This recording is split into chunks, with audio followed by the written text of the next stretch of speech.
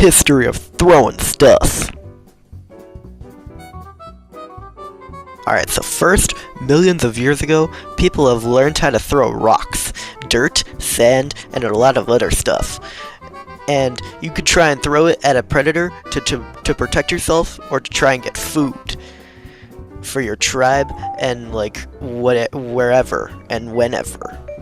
It was a highly effective thing, but it did cause critical damage on the predator and probably your tribe, because if there was a bear or something, that would rip all of your organs apart just because you threw a rock at it, and it would get super mad. And this was usually used for early humans, called Homo erectus, which I think is funny, and they used to thrive in very dangerous environments with a bunch of bears and I don't know, dinosaurs. I don't know. Yeah.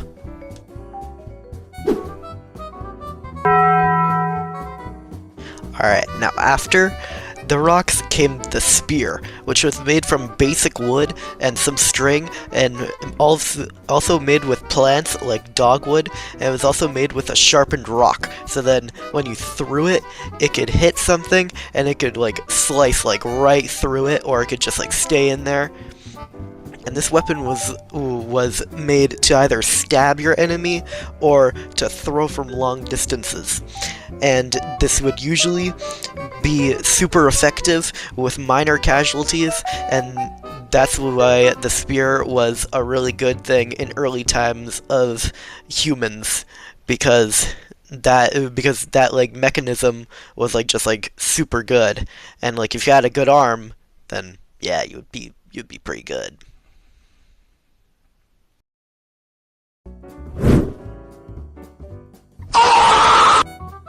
Then after the spear, there was a massive change in humans making a bunch of weapons and materials and that kind of stuff. What came was the bow and arrow, which is still being used today, but back then it was made from flimsy wood for the lower and upper limb, and some plants for the grip, or there was just no grip at all, and some string from dogwood as well from the spear. They used dogwood, and then now they're using dogwood for string, so then they can make the string for the bow and arrow, and for the arrow, they would usually just use a spear, or they would actually try and make smaller spears, which were basically normally arrows. It had the same effect as spears, but you don't need a good arm anymore. You could just launch it and see what happens, and you could, and anyone can use it, and it was very effective for hunting. So you'd be eating good tonight.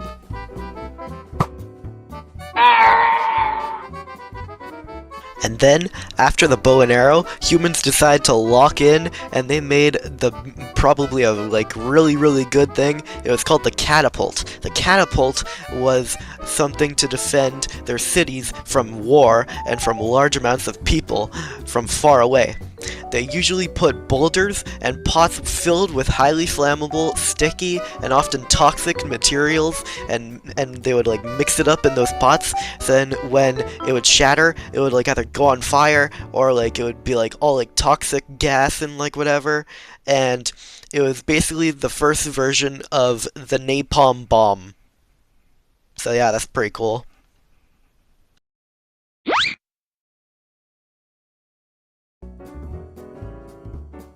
Then came the trebuchet. The trebuchet was kind of like the catapult, but it could carry a lot heavier stuff and a lot bigger stuff.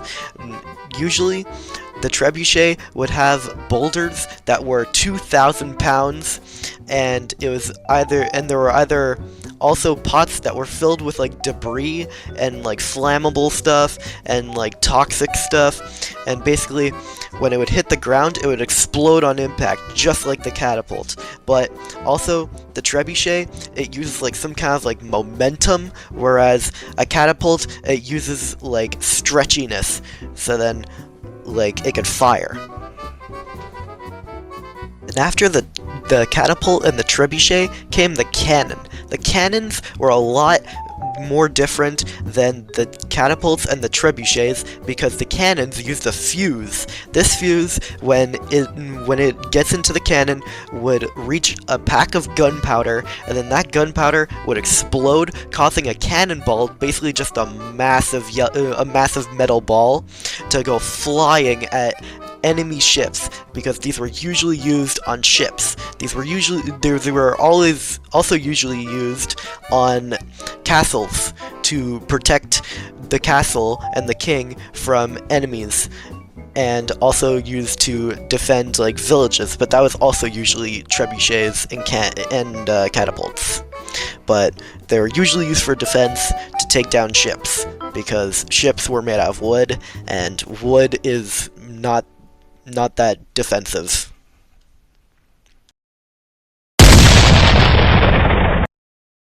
And today we have the super powerful and classic gun.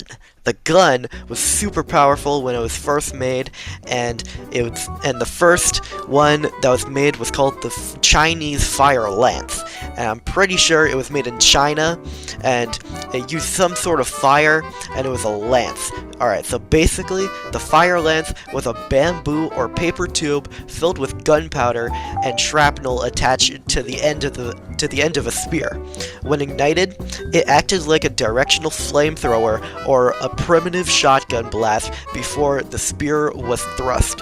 And that was basically kind of like the definition of the first so-called gun, but that was basically the first gun.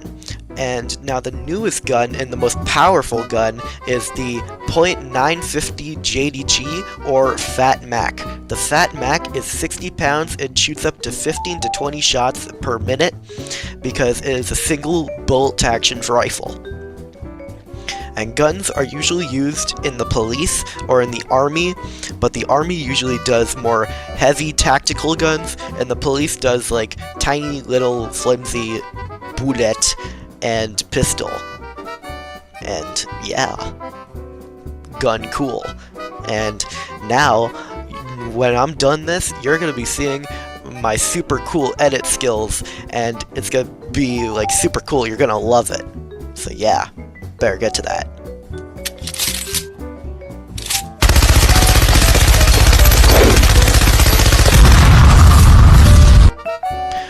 But what actually happened to the rock? Because if you really think about it, if we made the rock explodable, then it would probably be a lot better, right?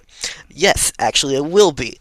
And that's what we did make. It was called the hand grenade. The hand grenade is a really good weapon when it becomes explodable, and when you throw it, it explodes on impact literally anywhere it could, except snow. I'm pretty sure it can't do snow. And basically, the first hand grenade was basically just made out of pottery and the flammable substance. We talked about that with the trebuchet and the cannon. But today, the newest hand grenade is the M111 Offensive Hand Grenade, or the OHG for short. It had a baseball-like shape because when the people were making it, they were like, hey, people could throw baseballs good, and baseballs are usually comfortable in your hand. So boom, grenade. And then they made the grenade, and basically it's like super simple. When you pull the pin, that means that like it's active, and then there's this other thing that you just like let go of. I don't know what that's called, but I'm pretty sure it's like some kind of latch, and that just like falls off. And when you throw it, you have like 5 seconds to throw it, or you explode. And after that 5 seconds, it just explodes without letting you know. So yeah, that's pretty damn cool.